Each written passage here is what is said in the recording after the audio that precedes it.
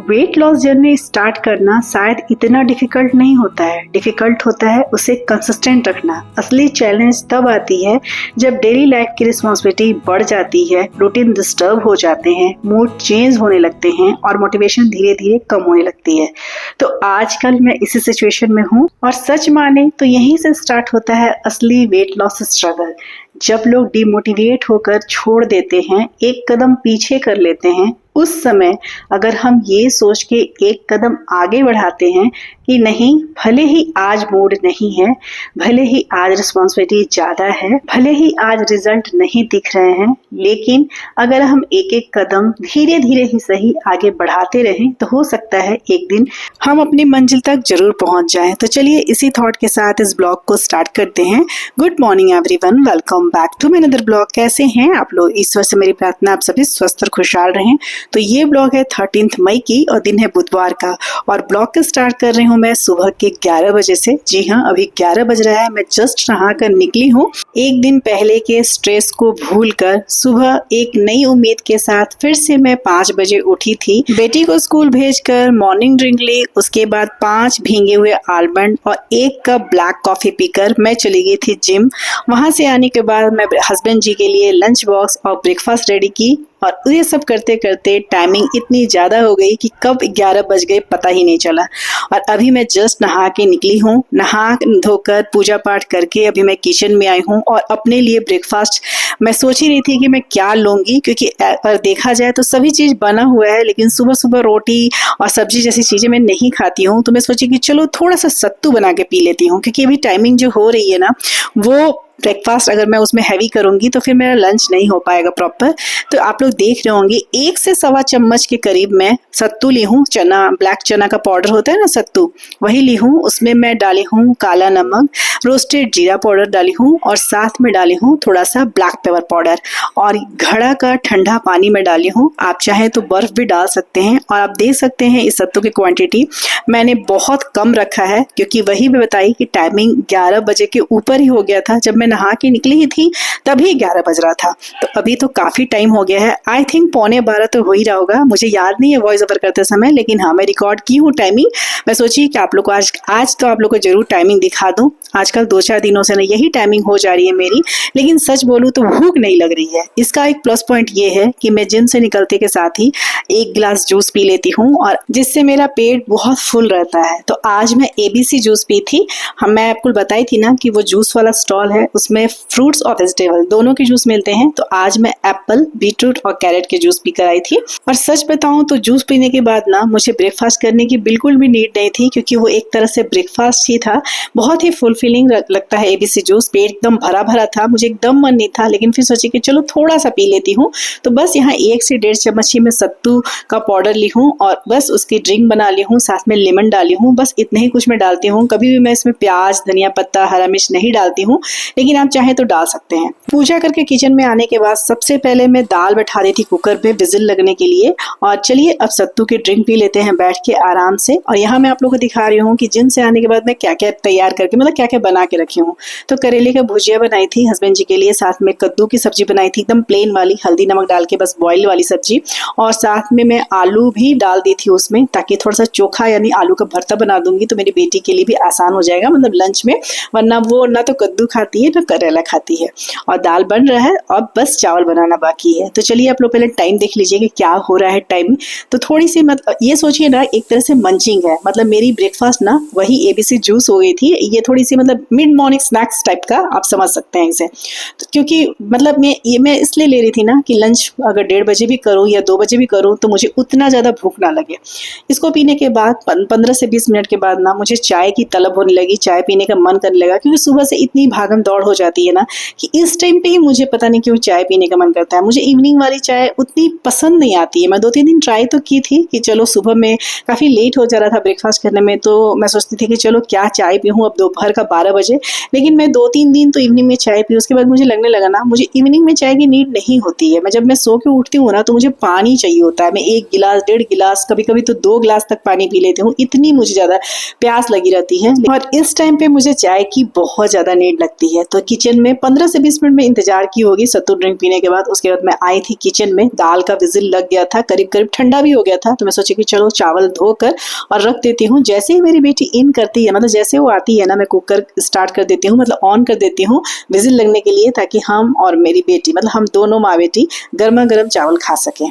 तो बस मैं इसी के लिए आई थी किचन में। और आते के साथ ही सबसे पहले मैं अपनी चाय बैठा दी हूँ, क्योंकि अभी ज़्यादा टाइम नहीं हुआ है, 12-20 या 25 हो रहे होंगे मैं चाय जब लेके बैठी थी। तो मैं सोची कि चलो चाय पी लेती हूँ, 1 घंटा कम से कम हो जाएगा। मेरी बेटी आती तो ऐसे बातचीत करती है, तो 1 घंटा हो जाएगा, तो उसके बाद आराम से लंच करेंगे। तो बस वही की थी मैं, कुकर खाली करके चावल डाल के रख दी थी। जब मेरी बेटी आई तो उसको विजिल लगाने के लिए बैठाई हूँ। अभी बस ऐसे ही रख के, चाय बन गया था तो छान के ले आई हूँ और यहाँ बैठ के अपनी चाय पी हूँ। और आज मुझे ना चाय की क्वांटिटी कुछ ज़्यादा लग रही थी, मतलब इस टाइम पे मुझे चाय चाहिए, लेकिन इतना नहीं चाहिए। विंटर में तो फिर भी चल जाता है, लेकिन गर्मियों में उतना नीड नहीं थी। थोड़ी सी कल मेरी चाय एकदम सही थी, लेकिन आज मुझसे थोड़ा सा ज़्यादा ही चाय बन गया था। और मेरी हाउस हेल्पर आई थी, लेकिन वो इस टाइम पे चली गई थी। अगर वो रहती है ना तो मैं उसे 2 बार पिला देती हूँ, मतलब आते आते उसे एक चाय पिलाती हूँ, और जब वो रहती है और मैं चाय पीती रहती हूँ ना, मुझसे थोड़ा सा भी ज़्यादा बन जाता है ना, तो मैं उसे बोलती हूँ दीपा थोड़ा सा चाय पी लो। हाँ, उसकी चाय में चीनी डालनी होती है, वो बिना चाय, मतलब बिना चीनी की नहीं पीती है। और आजकल मैं स्टीविया पाउडर डाल के चाय पी रही हूँ। आप लोग को बताई थी ना कि स्टीविया पाउडर मैं आजकल यूज़ कर रही हूँ चाय में। तो देख लीजिए टाइमिंग, और ये है मेरी आज के लंच की थाली। मेरी बेटी आ गई थी स्कूल से, बेटी को लंच दे दी, और ये मेरी लंच की थाली है, जिसमें करेले का भुजिया है, आलू का चोखा है, दाल है, चावल है, लौकी का रायता है, जो मैं लौकी का सब्जी, मतलब कद्दू की जो सब्जी बनाई थी ना, उसी में दही और रोस्टेड जीरा पाउडर डाली हूँ, और बस रायता लौकी की तैयार हो गई है। और साथ में ली हूँ प्याज। और सच पूछे ना तो इस तरह का एकदम देसी खाना, जो गाँव वाला खाना होता है ना, मुझे बहुत पसंद है। कल रात में जब मैं सोने गई थी ना, तो मेरा मूड इतना ऑफ था, जैसा कि कल के सिचुएशन में बताई थी।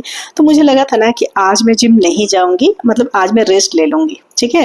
लेकिन उठने के बाद ना मुझे अजीब सा, मतलब बेचैनी होने लगा।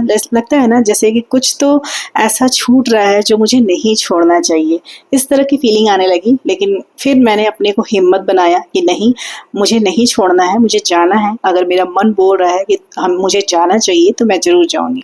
उसके बाद फिर रेडी सेडी होकर अपना चली गई। और यकीन मानिए कि मतलब जब मैं वहाँ पहुंची ना, तो मुझे एहसास हुआ कि मैं जाके कितना अच्छा की। वहाँ जाने के बाद मेरा मूड एकदम फ्रेश हो गया। मैं बहुत अच्छे से एक्सरसाइज की हूँ, बहुत अच्छे से। तो आज का दिन अगर बोला जाए ना, तो कल से बहुत बेटर लग रहा था। मानती हूँ कि रिजल्ट नहीं दिखा, लेकिन हाँ, एक्सरसाइज बहुत अच्छे से हो जा रहा है ना, तो दिल को बहुत तसल्ली हो जा रही है। यहाँ पे डिनर का टाइम है। मैं इवनिंग के टाइम में कुछ भी स्नैक्स वगैरह नहीं ली हूँ, नहीं मन करता है, पेट भरा रहता है। मेरी लंच इतनी हैवी होती है कि मन नहीं करता है। यहाँ मैं ना उपमा बना रही हूँ, चना दाल और मूंगफली की चटनी के साथ उपमा। मेरे हस्बैंड जी 2-3 दिन से ब्रेकफास्ट में ना उपमा खाने के लिए बोल रहे थे, लेकिन समय की कमी की वजह से मैं बना ही नहीं पाती थी सुबह। तो मैं सोची कि चलो आज इसी टाइम बना लेती हूँ, सबका डिनर ही हो जाएगा। मैं यही सोच के इवनिंग में, अभी ना 6:30, मतलब 6:40 या 45 हो रहा होगा, तब मैं किचन में आई थी। आरती वगैरह देख के इस टाइम पे मैं सबसे पहले सोची कि चना दाल और मूंगफली को भून के रख देती हूँ, उसके बाद उपमा का प्रोसेस करूँगी। तो चना दाल और मूंगफली को भूनने के पहले मैं सूजी भी रोस्ट करके, ड्राई रोस्ट करके रखती हूँ। बहुत सारी मेरी फ्रेंड है जो बोलती हैं कि सूजी को रोस्ट करके पहले से रख लीजिएगा, उसके बाद उपमा बनाइएगा तो बहुत ज़्यादा टेस्टी बनता है। तो आज मुझे याद आ गया था, तो मैं सोची कि चलो पहले सूजी को रोस्ट करके एक साइड कर लेती हूँ।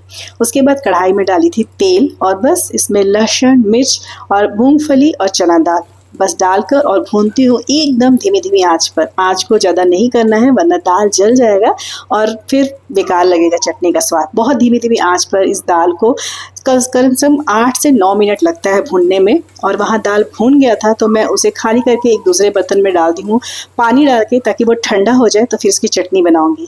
तब तक मैं, जब तक ये सारे प्रोसेस हो रहे थे, तब तक मैं यहाँ सब्जी काट ली थी उपमा के लिए। यहाँ मैं तड़का दिखा रही हूँ आप लोग को कि इसी कढ़ाई में ना उपमा का प्याज डालने के पहले मैं तड़का भी लगा ली थी, ताकि चटनी में उसे डाल सकूँ। अभी ठंडी नहीं हुई थी, पीसा नहीं है, मतलब ग्राइंड नहीं की हुई चटनी को, इसलिए उसको एक प्लेट में करके रख दी हूँ, मतलब चटनी के तड़के को। और कढ़ाई में तेल डाल के प्याज डाल दी थी, काला सरसों डाली थी, थोड़ा सा भुनी थी, फिर गाजर और शिमला मिर्च भी थोड़ा थोड़ा करके डाल दी हूँ। और ये रोस्टेड सूजी है, तो ये से तो ऑलरेडी रोस्ट है, तो टाइम नहीं लगेगा, बस थोड़ा बहुत चलाना है, नमक डालना है, गुनगुना पानी डालना, और उपमा तैयार हो जाएगा। और ये उपमा ना हमारे घर में सभी को पसंद है। पूरे दिन की डाइट को वर्कआउट को मैंने बहुत ही अच्छे से किया है, बहुत ही दिल से किया है। कल का जो मेरा मोटिवेशन डाउन था उसको एक स्टेप आगे ले गई हूँ और ये सोच के सब कुछ अच्छे से की हूँ कि कोई बात नहीं है, एक ना एक दिन तो रिजल्ट आएगा। बस ज़रूरी है कंसिस्टेंट रहने का। ज़रूरी नहीं है कि हर दिन एक समान हो।